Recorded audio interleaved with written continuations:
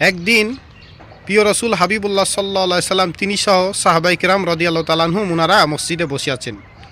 এরপরে প্রিয় রসুল হাবিবুল্লাহ সাল্লাল্লাহু আলাইহি সাল্লাম তিনি প্রথমেই হযরত আবু বকর সিদ্দিক রাদিয়াল্লাহু তাআলা আনহু ওনাকে জিজ্ঞেস করলেন যে, হে হযরত আবু বকর সিদ্দিক রাদিয়াল্লাহু তাআলা আনহু, আপনি দুনিয়ার মধ্যে কাকে ভালোবাসেন এবং কি কি মহব্বত করেন? তখন হযরত আবু বকর সিদ্দিক রাদিয়াল্লাহু তাআলা আনহু তিনি বললেন, ইয়া রাসূলুল্লাহ হাবিবাল্লাহ সাল্লাল্লাহু আলাইহি সাল্লাম, আমি দুনিয়ার মধ্যে তিনটা জিনিসকে মহব্বত করি, তিনটা জিনিস ভালোবাসি। তো কি সেই তিনটা জিনিস? এক নম্বরে হচ্ছে আমি দুনিয়ার মধ্যে আপনার সামনে বসে থাকতে ভালোবাসি, অর্থাৎ আপনার সোহবত ইখতিয়ার করা। দুই নম্বরে আমি আপনাকে দেখার জন্য সব সময়তে বসে থাকি এবং আপনার সুরত মোবারক দেখে আমি বরকত হাসিল করি, সুবহানাল্লাহ। এবং তিন নম্বর হচ্ছে আমার সমস্ত ধন সম্পদ আপনার জন্য বিলিয়ে দেওয়া, অর্থাৎ আর্থিক খেদমত করা, সুবহানাল্লাহ।